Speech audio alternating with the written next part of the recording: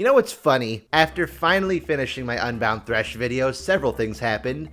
Several things that happened about an hour before the video went live, actually. Number one, Vex got revealed. Our first non-sexy anime character since Yumi, and our first Yordle since Kled. Everyone was raving about her, even though we had no idea how she even played. And number two, yeah, they changed Unbound Thresh to look more like he does in the cinematic, both in PC and on Wild Rift.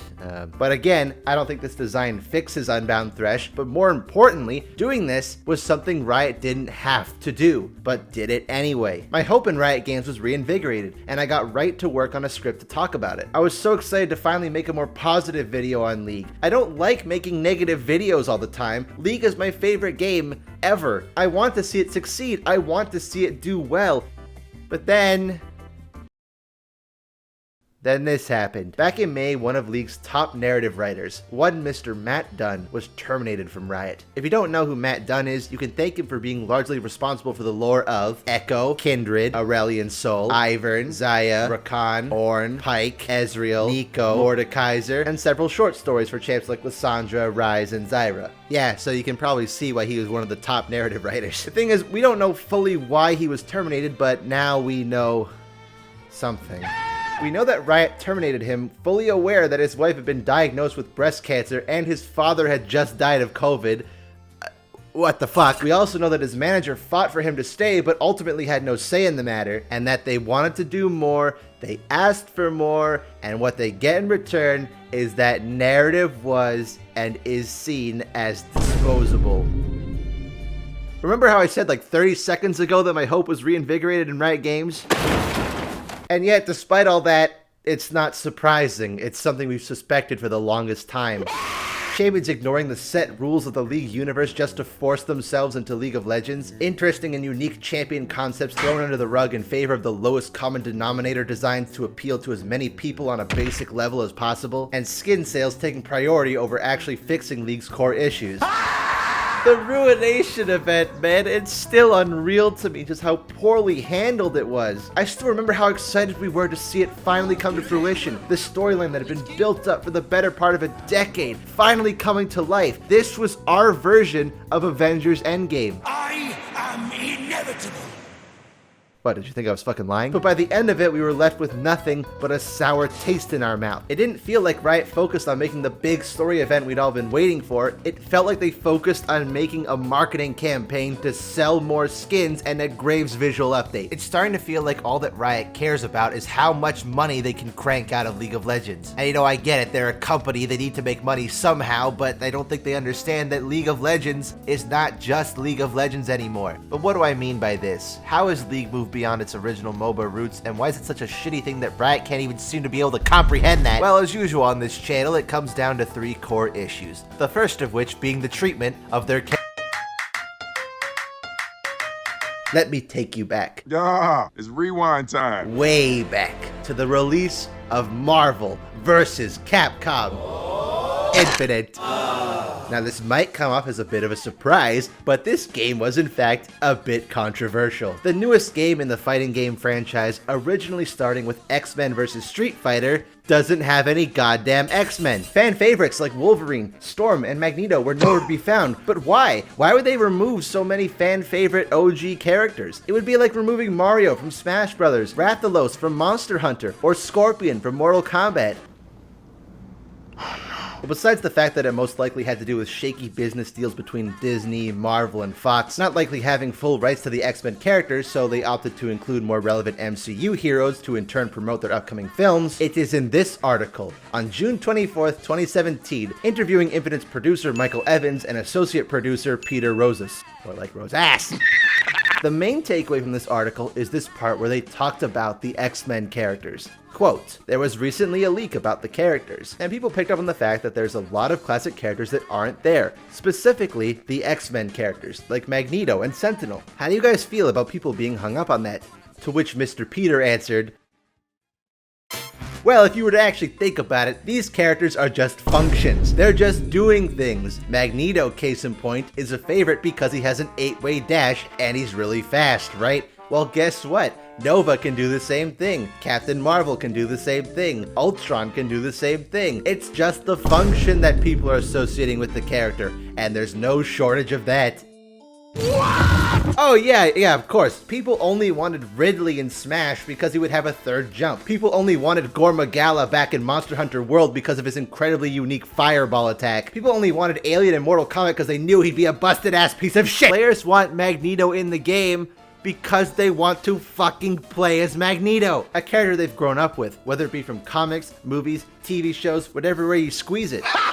They become attached to his stories, his struggles, his personality, his design, his abilities. It's why guest characters in games are so special and so hyped up, because people are attached to those characters. Hell, even entire games can be developed around this concept. Nickelodeon All-Star Brawl. Does it have the best music? No, not really. Does it have the best gameplay? I don't know, the game's not out yet. Maybe it does. Does it have the best graphics?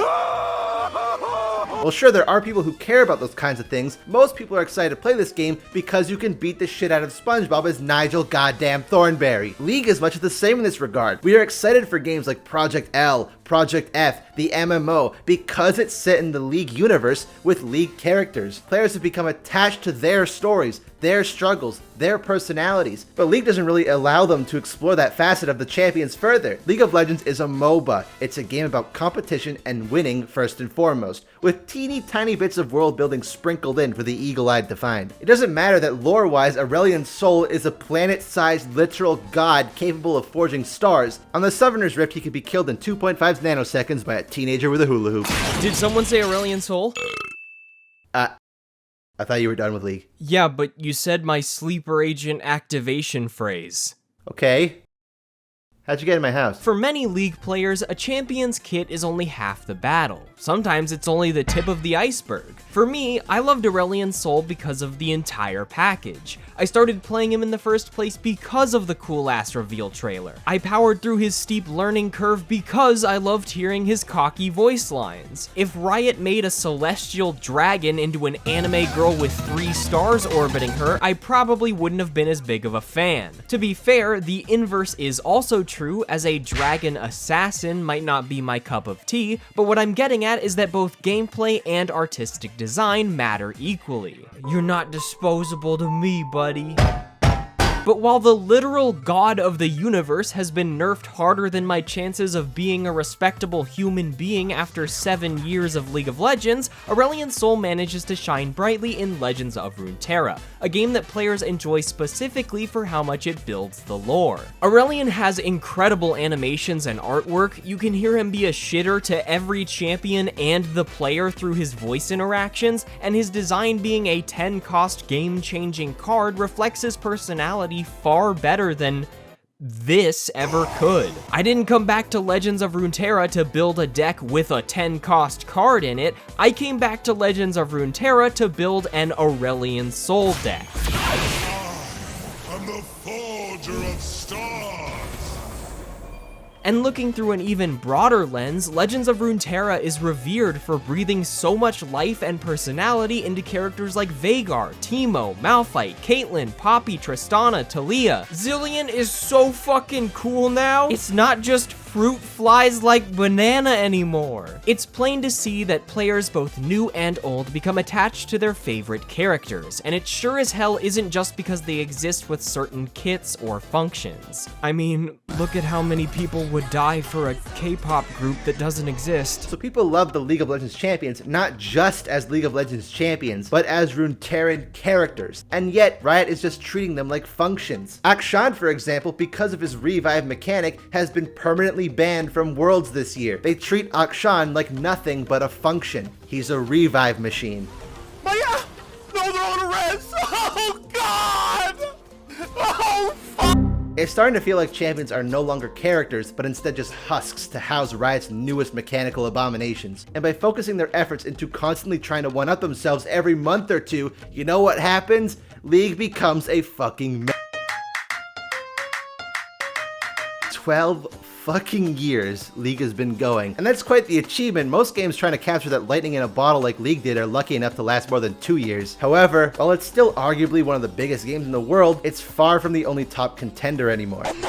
There's serious competition out there right now, and with competition comes loss in sales. So they have to get more people buying more stuff. And what's the best way to do that? Sell them new stuff.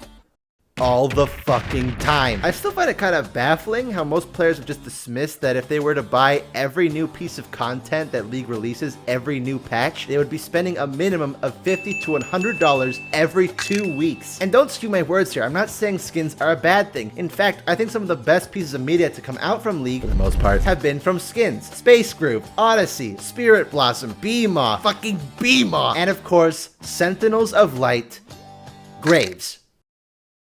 Remember when I said the Ruination event was a disaster?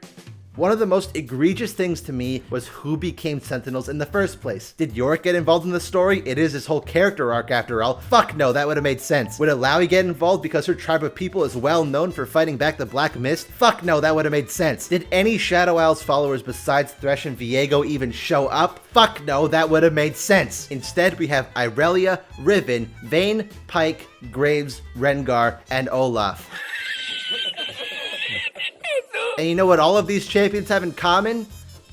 Except one of them, they are all insanely popular and marketable champions. Screw actually progressing the narrative of champions that matter to the overarching story, give it to our popular champions instead, even though it makes absolutely zero fucking sense. Why yes, Irelia, we do just so happen to have several Sentinel blade weapons of exact same shape and function to the ones you carry now, just lying around. And even though your ability to telekinetically move those blades is tied to the ones you are wielding right now in specific, I'm sure these ones will work out just fine. And on top of including the popular champions for no reason, they all act out of character. Lucian, a stern and serious fighter with a heart of gold, nope, complete asshole the whole way through. Pyke, mass murdering serial killer completely devoid of any rational thought, nope, comedic relief character. Gwen, giddy as could be, do-gooder helping her friends while saving the world. Actually wait, I think Gwen is the only character they got right in this story.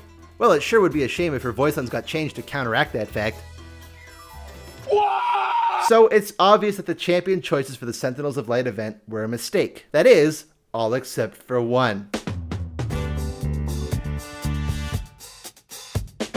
Sentinel Graves is simultaneously the best and worst skin of the year. As per usual with legendary skins, it has fantastic animations, voice lines, splash art, sound effects, and visuals, but it's a little more special than that. Whereas other legendary skins for old champions represent them in a new light in a fictional universe, Sentinel Graves represents a modern, canon version of Graves, albeit under strange circumstances. Thanks to this skin, we actually get to see an up-to-date version of Graves, and guess what? He's hilarious. So, the man ghost is evil and the lady ghost is his wife? Well, why'd you marry him? That guy sucks. I demand the respect I refuse to show to anybody. All right, Vayne. She's my friend. We're friends. Bilgewater's fine. Ghost murder is a fun change of pace from all the regular murder. Yeah, I took the Sentinel oath, but my fingers were crossed the whole time. Sure, I rob and murder, but counterpoint, I robbed and murdered you. Hey, Rango, you carry cash on you or just meat and heads and stuff? Wait a minute. In my group of friends, many champions have adopted a nickname, whether it be to match their personality or it just sounds funny. I'm a bloody god! Much like Veigar or Malphite in Legends of Runeterra, we finally get to see the real personality of these decade-old champions. Graves didn't need any gameplay tuning, but now this old-ass champion has been brought up to modern standards in every other aspect. Now he looks just as much like any other champion with 2021 era quality. Is what I would say if you didn't have to pay $20 bloody for it. Why go back and give champions much needed VGUs when we can just sell it to them instead? Why do you think some of the most popular legendary skins are for older champions? It's because 90% of the time, the old champions look like shit. Do you honestly think any Lee Sin player would be caught dead using default Lee Sin?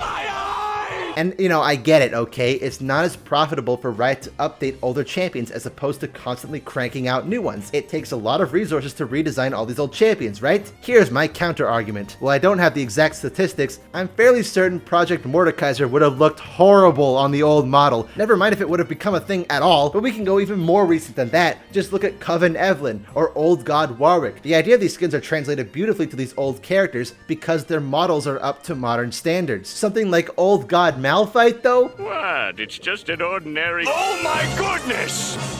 Squidward! The skin looks awesome in the splash art, but try as hard as they may, the art team could only do so much with a decade-old model. We've seen this countless times. Skins that could have and should have performed better are brought down by off-putting proportions and clunky animations. And if Riot doesn't want to go ham on VGUs, they don't have to. Most of everyone's favorite reworks are the ones that barely changed gameplay-wise anyway. Prime example, Ezreal. Pretty much nothing changed. Hell, nearly all his skins look identical to their previous incarnations. And oh, hey, what's that? Most popular champion in the game?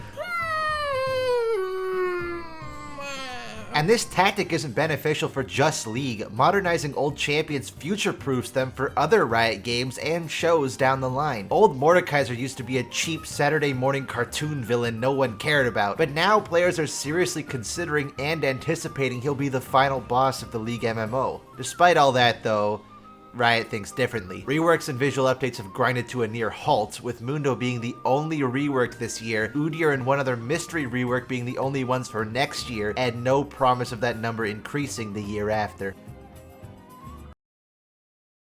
At this point, I'm just convinced Riot gets a kick out of fucking over my video making process on purpose. So, yep, ASUs, or Art and Sustainability Updates, are a thing now. Updates designed only for the artistic aspects of the champion, that being the model, voice lines, animations, spell effects, and splash art, while not touching their kit at all. Common misconception here though, ASUs are in fact a new thing. Past updates similar to this, like Singed and Maokai, are classified under visual updates. They made the model a bit better, they didn't really improve any animations, they didn't improve the design, they didn't give them new voice lines, except for Maokai who got them like 2 years later, but it doesn't matter. Just know that ASUs are a new thing that's happening. And it makes me even happier to see the first ASU, that being Caitlyn, gets such a loving reception from the community. Even though I personally think Caitlyn is a demonic abomination sent from hell to ruin each and every League game she takes part in, I'm still overjoyed to see that she looks like a genuine character now and not a porn parody version of herself. So as far as I can see, ASUs are going to be a really great thing. Of course, champions that are already slated for full VGUs, like Nocturne, Shyvana, and Cho'Gath, are ineligible for getting an ASU. But you know what champions are eligible and are in desperate need of one?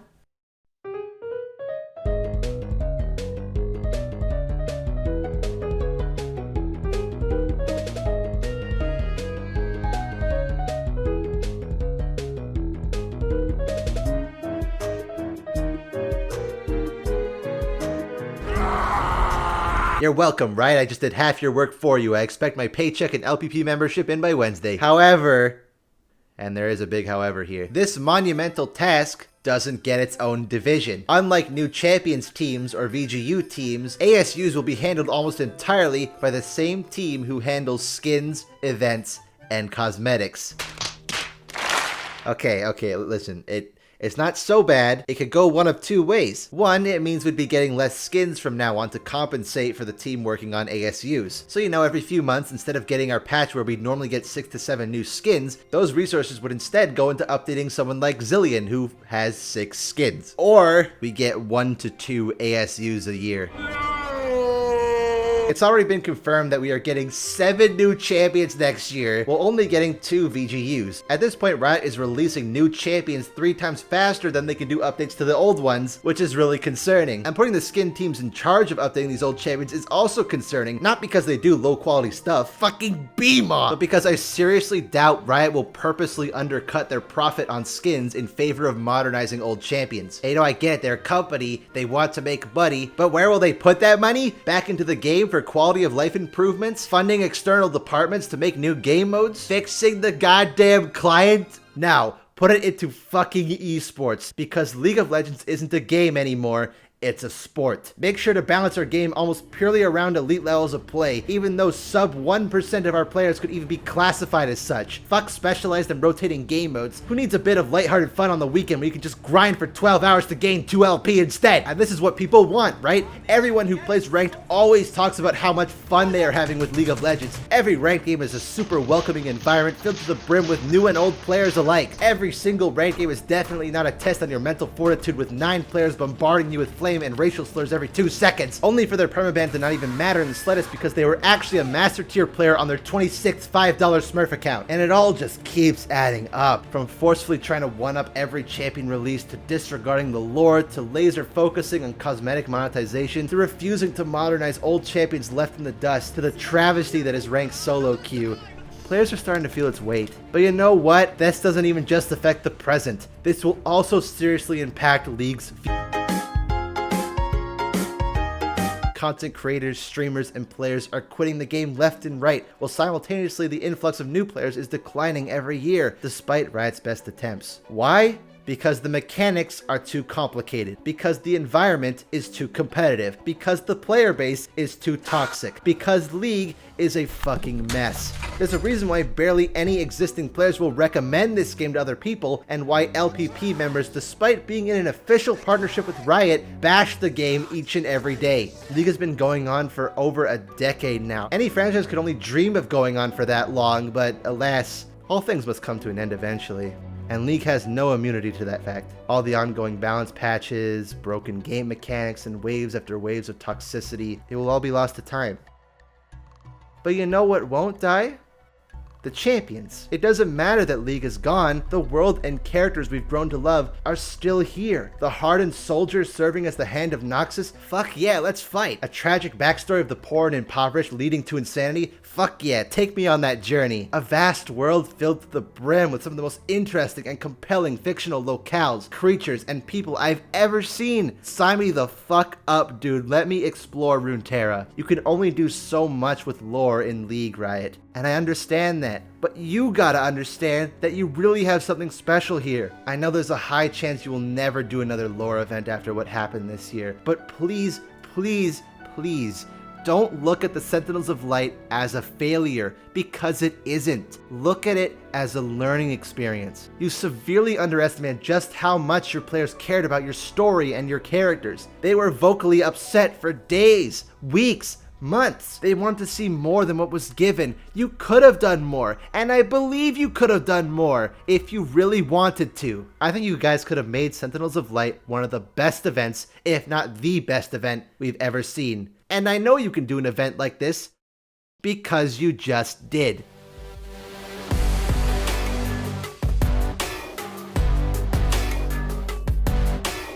I honestly just can't believe it. After so many missteps and wrongdoings, the ending of this video was supposed to be all doom and gloom. The lore is ruined, we'll never get anything good from the League IP ever again because Riot doesn't care. And then November 2021 happened. The best set in TFT history, a massive free PvE expansion for Legends of Runeterra, the long-awaited reintroduction of Project L, Riot Forge rising from their graves and going absolutely ballistic with Convergence, Song of Nunu, Hextech Mayhem, and Shadow releasing the Ruined King game out of nowhere. Like, what? And of course, Arcane. I already had high expectations going in, but honestly, I'm shocked at how good it was. Besides a couple minute flaws, I think it could definitely be argued that Arcane is a perfect show. League champions like Vi, Jinx, Victor, Jace, Echo, Singed all have their personalities and character traits expanded upon and developed so well. Non-League champion characters like Mel, Sevica, Vander, although that one's a little bit up for debate, and especially Silco breathe so much life into this fictional world. It really makes you feel like you're in Piltover and Zon. Gorgeous animation, voice acting, and writing. It's a show both League players and non-League players can get invested in, and they clearly have. Dude, the sheer outburst of love over Victor and Jace lit the internet on fire, and this is fucking Victor and Jace we're talking about here. Why? Because it was completely detached from League of Legends. No longer just functions in a video game, but actual characters. And yes, like I had hoped, Arcane actually made me like Jace. In a love-hate kind of way, but still. And with the announcement of Arcane Season 2 on the way, I've never seen this much hype around the League of Legends IP in my life. Can't you see it, Riot? All this hype, all this praise, all this goodwill, it has nothing to do with League because, Riot, I'm not the only one who thinks League of Legends isn't just a MOBA anymore. League of Legends has created so many unique characters and epic storylines that make it feel like so much more than just a video game. Arcane was amazing. I'm glad that Riot is putting more effort into the Runeterra universe as a whole and not just League. Also, if they put any overloaded kits in Arcane, at least it looks cool, right? I wasn't even gonna watch Arcane, but then I did, and it was so good. Let's go! I like League of Legends. I also like how it spawned many good things. Please continue to do that. Riot Games has been producing some insane stuff lately, like Rune King, Hextech Mayhem, Arcane, and to be honest, the worst thing about League of Legends right now? is League of Legends. League has gone far past being just an addictive game. From coaches to analysts to content creators, there's a whole network of people who make a living selling their soul to the game. The alternate universes, the stories, the cinematics, the songs, the skins. I literally play Runeterra just for the lore. I don't even like card games. League of Legends is just far from just a MOBA anymore. It's music, it's games, it's this, it's a story, it's this, it's also this. It's just becoming a universe. League of Legends, the MOBA, will die someday, as all things must, but the characters and the stories can live on if they're just given the right space to flourish. In a year of terrible AAA game releases, Riot continues to only release polished, finished products, and that's why they're so popular. You can finally enjoy League of Legends without League of Legends. Fantastic, it's wonderful. The characters and the world are so beloved that I have literally spent more time speculating on the card game and the fighting game than I've actually even played the MOBA. Arcane was so good that I forgot I hate League of Legends, and also now I'm gay. League of Legends is more than just a MOBA to us. We met through League of Legends. League of Legends is the home that we live in, our cat, our relationship, basically our entire lives. Thank you, Riot Games, for making Riot Games. We still give a fuck about the Runeterra universe, just not as much about what birthed it. How the fuck can you cram in 10 seconds what Riot's dumped on us in the last 2 years? Legends of Runeterra is fire, and Arcane is bussin'. Give us more of that. Lore matters. My hope has been reinvigorated in you once again, Riot. We're all ready, waiting, and hyped to see what you guys are gonna do next. Just please, don't mess it up this time, okay? Oh, for fuck!